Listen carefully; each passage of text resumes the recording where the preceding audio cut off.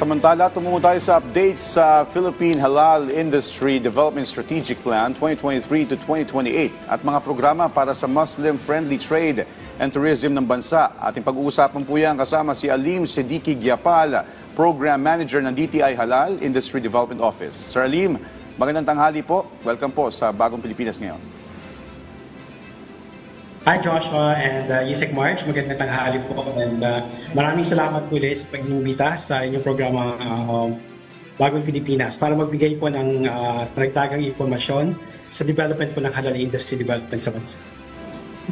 Sir, simulan natin dito sa Philippine Halal Industry Development Strategic Plan 2023-2028. Ano na po ang update sa pagpapatupad dito sa bansa at nasaan na po tayo ngayon sa mga planong kabilang dito? Yes, Joshua. Last year, we had generated around 7.9 billion ng trade and revenue sales para po sa ating partisipasyon sa iba't ibang expo mula po sa Malaysia, Canada, Saudi Arabia, pati na rin po ang Abu Dhabi. At ito naman pong taon, 2025, we also strengthened our domestic presence. Magkakaroon po tayo ng Mindanao Halal Expo, kasama po ang Philippine Chamber of Commerce and Industry. Ang third Travel Sale Expo po nagaganapin sa SM Mega Mall. Ang 8th Philippine National Halal Conference po this coming November. Pati na rin po ng Halal Expo Philippines 2025 sa World Trade Center.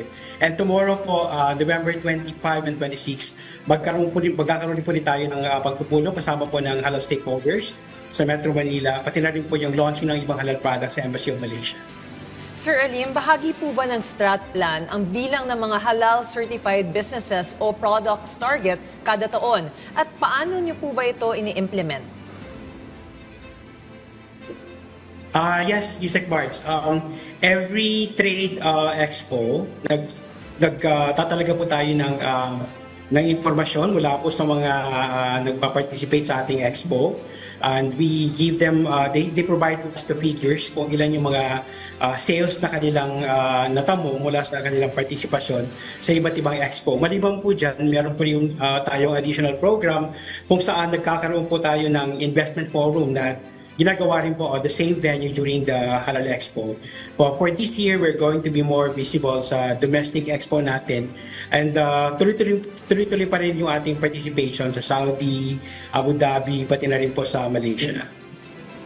At pagdating naman po sa mga sektor na nakikita natin may malaking epekto ang halal, alin-alin po yung mga sektor na pinag-uusapan natin dito? At ano po yung mga factors na masasabi natin nakatulong sa mga ito? Both private and public sector po ba ito? Yes, Joshua, we really have strengthened our presence pagdating po sa food. Andyan din po yung seafood. During our participation sa Saudi Halal Expo, malaki po yung demand ng market pagdating po sa seafood. And yung presence po ng mga halal certified products sa bansa, nakakapaghimok rin po ito na suporta sa mga turista na dumayo sa Pilipinas. Sa katunayan, meron na tayong mga halal certified kitchen sa iba't ibang mga 5-star hotel na establishment natin, 3-star hotel mula Luzon, Visayas, and Mindanao. At ito isa ito sa mga nakapag-contribute and improve sa ating industriya from food, tourism, and also with lifestyle and wellness. Sir, sa paanong paraan po ba ninyo sinisiguro ang kalidad at integridad ng halal certification po sa Pilipinas? March, we have a very strong collaboration with the private sector. Tatlo yung main stakeholders natin sa halal. Unang-una dito ay yung members ng Halal Export Board, pangalawa yung halal certification body, at pangatlo yung ating mga industry partners. So one way of making sure na ma-address natin yung integridad ng ating mga halal certification is to work closely with the halal certification body. Sa katunayan, meron pong isinusulong ang Department of Trade and Industry kasama po ng Halal Export Board na i-recognize yung mga halal certification body na recognized na po sa ibang bansa. And we are going to have more collaboration with our certification body para po pangalagaan ang integridad ng ating branding bilang halal-friendly na bansa. At bilang bahagi naman po, Sir Alim, ng whole of government approach, ano po ang mahalagang papel ng mga LGUs, yung mga lokal na pamahalaan at yung pribadong sektor sa pagpapatupad ng Philippine Halal Industry Development Strategic Plan? Yes, Joshua, napakahalaga nung contribution at collaboration ng ating mga partners sa local government unit. Yung opisina po ng DTI, the one in charge for the Halal Project Management Office, is based here in Metro Manila. So pagdating po sa pagsulong ng ating mga programa sa rehiyon, nandiyan po yung ating mga regional offices, pero mas mahalaga po na magipagtulungan sa ating mga LGU para po maisulong yung lahat ng ating mga programa. Kasama po, Johnson, yung nabanggit mo kanina, yung strategic plan, no? Isinusulong natin yung 4 pillars from investment promotion, industry development, capacity building, at halal integrity. Lalong-lalo na po yung sinabi ni March kanina na paano ma-safeguard yung halal integrity, no? Yung protection ng ating mga product na compliant dun sa halal certification. So napakahalaga po na magipagpulong, makipag-ugnayan sa ating local na pamahalaan para ma-safeguard po ang ating integridad bilang halal-friendly Philippines. Okay, Sir Alim, sa ngayon po, ano po yung mga iba nating initiatives or ng DTI upang mapalawak pa ang Muslim-friendly trade and tourism sa bansa? Yes, Marge. Katulad din nabanggit natin kanina, we are also very grateful, no, sa support ng ating mga senador. May mga budget insertion. Yung challenge natin, March, no, pagdating sa programa ng halal, this is a new initiative of the country, yung pagtatalaga ng Project Management Office at pag-strengthen ng ating investment promotion. So isa sa mga inisyatibo natin is yung malawakang plataforma sa pag-improve ng halal industry. And we are grateful sa office po ni Senator Loren Legarda sa kanyang budget insertion for halal industry development, pati na rin kay Senator Robin Padilla. So abangan nyo po yung aming mga nakatakdang mga aktibidades sa Davao po in partnership with the Philippine Chamber of Commerce and Industry. Magkakaroon po ng Halal Expo the SMX Convention Center this coming August. Sa Mega Trade Hall naman po ng SM Mega Mall this coming September, yung 3rd Travel Sale Expo. Yung November naman po na event natin yung 8th Philippine National Halal Conference at yung Halal Expo Philippines sa World Trade Center. Pero meron tayong mga preliminary activities, March. This coming July 15, magkakaroon tayo ng halal ecosystem and promotion of Islamic finance, pati na rin po ng Islamic insurance na magaganap po sa World Trade Center this coming July 15. And this coming June 26 naman po, magkakaroon tayo ng launching ng mga iba pang halal products na pinopromote natin mula with our partnership with Malaysian government kay Ambassador Dato Malik, pati na rin po ng iba't ibang mga local entrepreneurs sa bansa. Yusek Marsh, napansin natin talagang kaliwat kanan yung activities, yung mga events ng DTI, specifically sa usapin ng halal industry. Para lang po mas maintindihan ng ating mga tagapanood, ng ating mga kababayan, Sir Alim, gaano po ba kalaki yung may tutulong ng halal industry pagdating sa usapin turismo? May forecast po ba kayo, may numbers po ba tayong pinag-uusapan dito? Yes, Joshua. Napakalaki ng tulong ng pag-unlad ng ating industriya sa ating turismo. Sa katunayan po, we are already recognized, we are among the top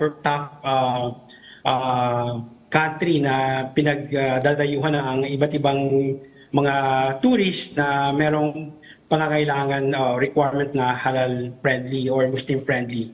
For example, no, I think 2020 data natin, meron na tayong close to 1 million na mga tourists na na-register sa bansa, and we're going to improve the number for this year. So yung preparation, yung accessibility, yung pagiging visible po kung saan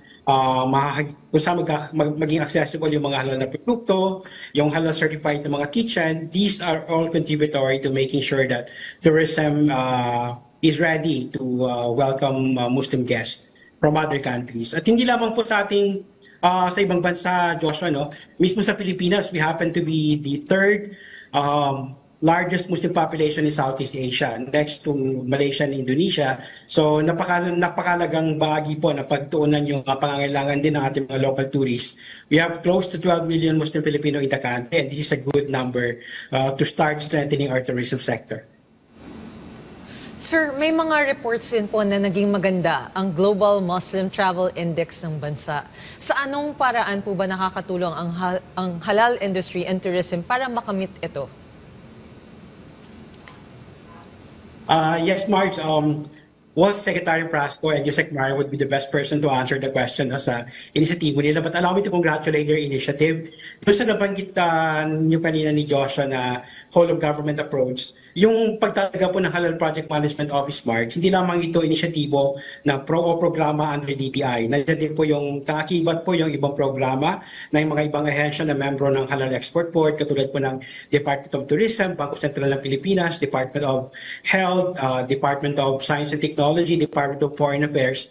And sa katunayan, March, early this year, nag-orient din tayo with the leadership of the Department of Foreign Affairs. Nakipagpulong po tayo sa iba't ibang economic officers nila sa ibang bansa. More than 100 countries participated. So this is really a big leap para po i-promote yung readiness ng ating bansa pagdating po sa turismo. Congratulations to our friends from the Department of Tourism for strengthening our campaign for Muslim-friendly and halal-friendly Philippines.